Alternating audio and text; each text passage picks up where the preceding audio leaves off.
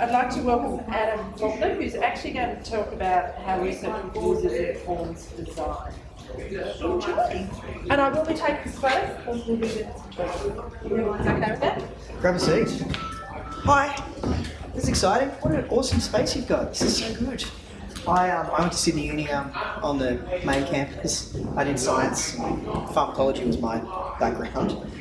But I was just saying as we had a tour, I had a bench seats and 9 blackboards, so it was sort of how fast I could throw them up. This is much nicer. I actually would like to study here. So anyway, getting on to what we're going to talk about today. So I have a company called Doubly. We started that a few years ago. Grab a seat. And what we do is experience design or user experience. So we go in and basically we talk to people, which is really nice. So we talk to people, find out what they want, and try and design something a bit better for them. Grab a seat.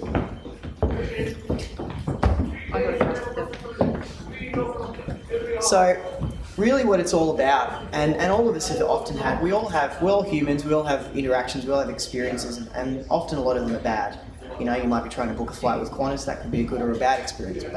Might be a good or bad one. So you might have all these kind of experiences in life, which is good or bad in terms of what you do or don't like. But often what we do, mainly it's about empathy. It's about listening to people and talking to people and understanding what they like and don't like, and really listening to them. Because if you listen to people, they're not experts in the solution, but they're experts in what's happened in their experiences. And so by listening to that, we can really draw out a lot of really interesting information. So today I'm going to talk a little bit about what we did with Monash University and their pharmacy department, faculty of pharmacy, and their students and mentors.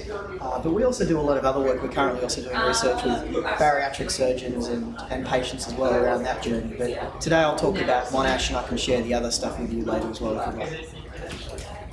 Often what we do, and there's lots of terms that get bandied around in what we do, and design thinking is a real kind of buzzword, but it is actually quite useful. So if it's used correctly, we can take lots of areas. Often we work with startups, and startups are, or even large corporates.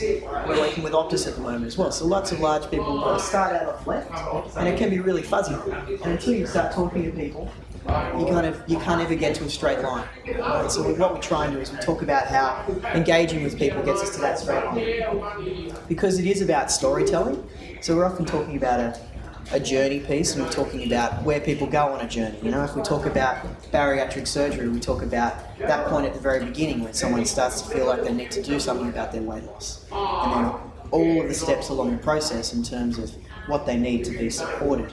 And as you go through that journey, we can see how people feel. And if people are feeling unhappy or sad, how do we address that? And so that really gives us some really powerful insights to make things better by knowing when things are bad. And it also gives us good insights when things are good as well. But often when things are bad is a really good opportunity to try and improve the process. And it's about interactions. Now, interactions originally started out, in terms of user experience or experience design, what we do, it's a pretty young kind of profession, but it's really been going for thousands of years in terms of heuristics, how do things work and how do we problem solve. But it's not just about online anymore, it's also about physical spaces. It's about service design, it's about how do we improve the physical space as much as we improve the online experience. For Volkswagen, it was much about making the research element, those micro moments on your phone, move to, how do I look for a car? How do I share that with my partner? Then how do I go online on my desktop and configure the car? Then how do I go into the dealer and make sure they give me that warm hug and they know me and they actually care and they don't ask me to configure a car again because I've already done that. And how do we manage that experience as we go? Because it is about people, and I think that's the one thing that a lot of brands and organisations forget about. We deal with a lot of organisations, particularly in finance, a lot of the banks, and there's often some super clever people, they really know their thing, but they don't actually know the people they're doing it for. So they know how to design this really cool tool, they've got a really cool algorithm, they've got a really clever approach to what they do, but then the person who's got to use it or do it doesn't understand the language, they don't understand the context, they're not a scientist, they're not in finance, they're not a doctor. So, it's really important to think about language as part of that as well. So we're focused on working with our clients to deliver insightful tested experiences. So because I am a scientist, I always like to take a bit of a rigorous approach to this and use it. It's about pattern recognition. It's about talking to people, picking up the patterns and seeing how we can use that. Come grab stuff. And because pattern recognition is great, right? If we can see clear patterns, that again gives us evidence-based reasoning to make design decisions. And that's what it's all about, evidence-based reasoning. I think that's really important. It's not esoteric, it's not nonsense. It's powerful tools and we can actually really drive change. And it should always start with research. It should always start with research. We often get helicoptered in and have to do heuristic reviews, pragmatically do heuristic reviews, but it should always start with research. We've done quite a lot of research for Sydney and the student experience, both local students but also international students. And what does that look like? And we're currently doing that at the moment. So, how do we use research to inform our decisions? So my student, Faculty of Pharmacy, we needed to interview some students and mentors that had an existing tool. Right? This existing tool was designed to really help their students, particularly their international students. Can you grab some? Particularly their international students, because they have a large proportion in the Faculty of Pharmacy down there that are from overseas. And so what they're trying to do is mentor and guide and make sure people can understand how to engage and submit assignments and assessments and understand language. But the challenges are, it's quite complex. So what we do is we do a lot of analysis. We look at reports, we look at interactions, we look at existing tools that are out there that we can sort of understand about how this should work, what's the best practice, how should we guide and inform and provide advice and develop a research plan. So it's always important to do research plans, to have baselines to be able to, really compare. Because if you don't have a research plan, it's very difficult to actually go into these conversations, basically. You don't have plans, you don't have pattern recognition, you're just having 5 conversations. The reason why we interview 5 mentors and 5 students is because 5 is the minimum you need for any particular archetype for pattern recognition. So when we want pattern recognition, we say we want to interview, say it's a typical Australian, and a typical Australian is a 38-year-old female who's married, who's got 2 kids, probably has a couple of dogs, has a house, mortgage. That's from the census data, so it's reasonably reliable. But that's the typical Australian at the moment. So, if we say that, then we want to interview 5 people of that archetype to get consistent patterns. If we interview a 38-year-old female, a 24-year-old female, a 55-year-old female, we're going to get some similarities in questioning, but we're also going to get wild differences. So it's important that we always interview the same group to have validated insights. We ask them broad questions as well, because when we talk to people, it's really hard to recruit them. So we try and do as many things as we can, and that is to try and ask them lots of questions about what they do. So in this scenario, it was how do they interact, what do they like and not like, how do we actually, what do they like about their university experience, what do they like about other experiences, try and tease out interesting insights from them. And then also from the mentors as well, what is it that you find difficult and challenging? What do you like about interacting with students? How would you like to improve that process? So it's always about optimizing your time with participants, because it is hard. And, certain industries it is even harder. If we're trying to recruit people for insurance, it's all right. It takes a bit of time to get people into that. So we've really got to, ask them as many questions as possible. So we found some good insights. So this My Farm was a tool that they're using, and we've provided a lot of guidance on how we can improve this process. So My Farm, basically the mentors found it clear, but there's issues in terms of being able to view evidence. So there was evidence that students submitted to the process, and so mentors found that a bit of a challenge, and that was a big problem because that's one of the keys to using it. Students found the system fine to use, but failed on certain aspects. So this is a really important point. What people say and what people do are very different. So if you ask them something, and they come in for an interview and you go, so what do you think of these screens? And they'll go, oh yeah, no, they look great. They look really good and really easy to use. And then you go, okay, well, I'd like you to log in. Can't do that. All right, okay, so not that easy to use, not that great. So it's really important that we observe and watch what they do. We always do this process in a one-on-one environment as well. It's really important to do it one-on-one. If you have more than one person in these interviews, it becomes a potential bias problem. So we're always trying to avoid bias when we actually do these interviews as well.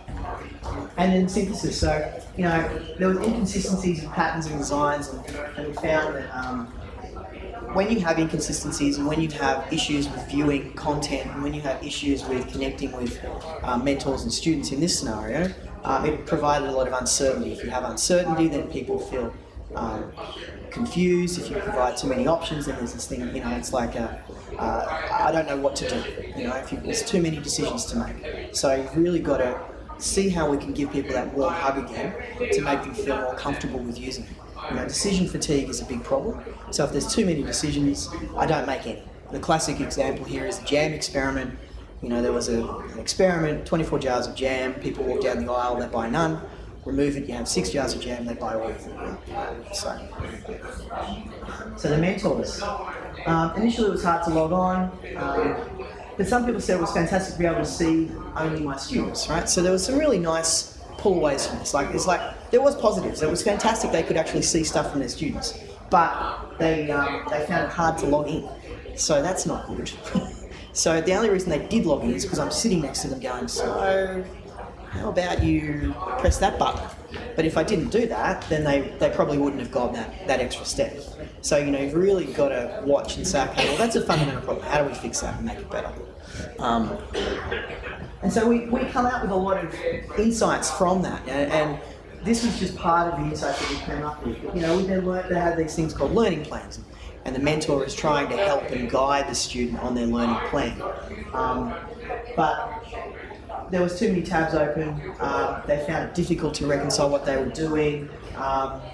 They couldn't actually edit things. They actually couldn't edit processes, so they couldn't provide feedback very well. So they couldn't really see what the student was submitting. They couldn't provide feedback.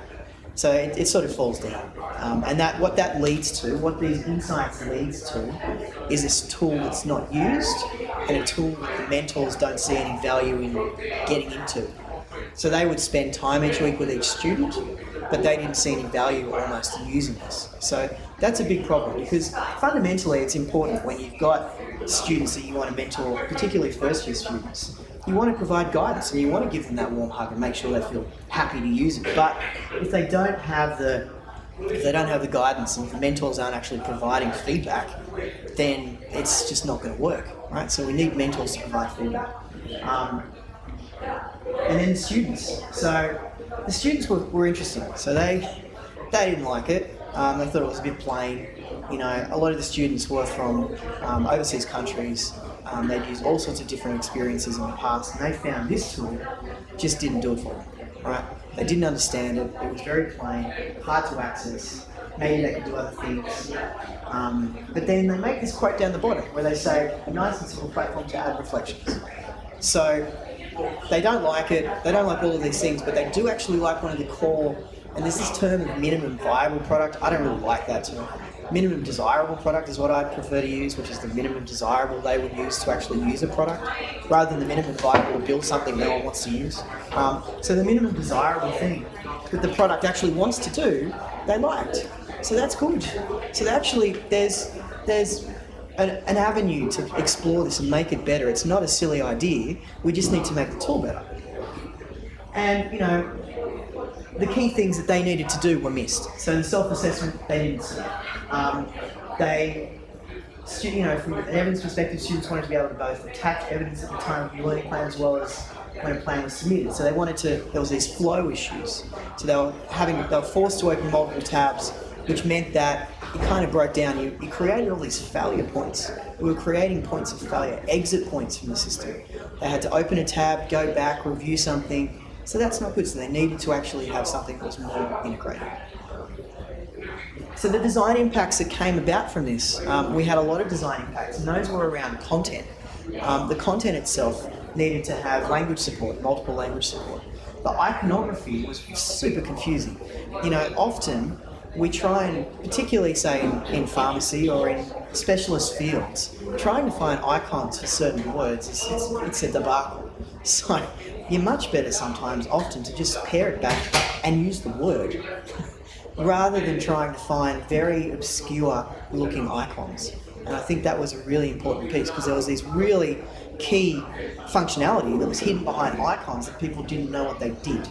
So, if you had a word there, they would have clicked on it and they would have used it. So that's what we did, is we replaced some of the icons with words to actually make it usable, functional tools. And that's super important. Hierarchy of content. The hierarchy of things on a screen. What is it people want to use mostly? They want to be able to do that self-assessment piece. They want to be able to add their own evidence. They want to do things together. Let's move that up. Let's not drop it below a screen. Let's not drop it below the phone. Let's move things up. Let's look at what people are wanting to do and change the hierarchy based off what people want to do. And that, often you kind of go, well, that's just common sense. And yeah, it is, but if you've got a system that's built by developers or engineers who haven't necessarily spoken to the people who are using it, then you have a disconnect. And then you don't actually see what's important. So they'll put all of the functionality in there, which is awesome, but it's just hidden or can't be used. Right? And that's not awesome. So we need to fix that. And then communication as well. So the communication pieces was something that wasn't tested on the screens, but it was very clear that the mentors and the students weren't communicating properly. There was a breakdown. They would have this weekly meeting, but they weren't actually communicating very well in the first place. So how do we fix that flow? We do it through email. We do it through the tools that they were using in terms of communication tools. We make sure that they've got a strategy and a plan. They don't get a million notifications because, again, so many notifications. We've all got our phones. Average user's got 57 apps. There's a lot of notifications. You turn them off. It's noise. So how do we streamline it and make sure that that's not noise and we do actually listen? But what else did the talking uncover? So I think that was really important. What else did it uncover? It uncovered really the fact that we have a tool that was developed in Melbourne for people who speak English. And the people who are using it primarily from Malaysia or China, where English potentially wasn't their first language, and we just neglected the cultural issues. Cultural inclusivity or culturally inclusive design is really important.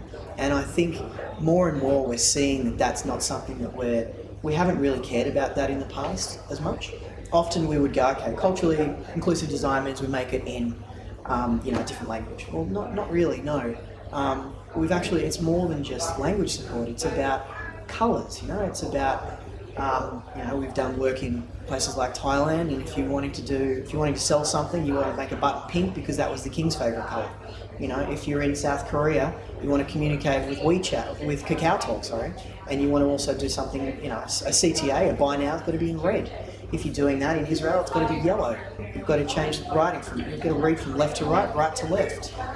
It's more than just about the language. It's about being culturally aware of what it is that they want, what they need, and how do we actually design for it. I think that's really important.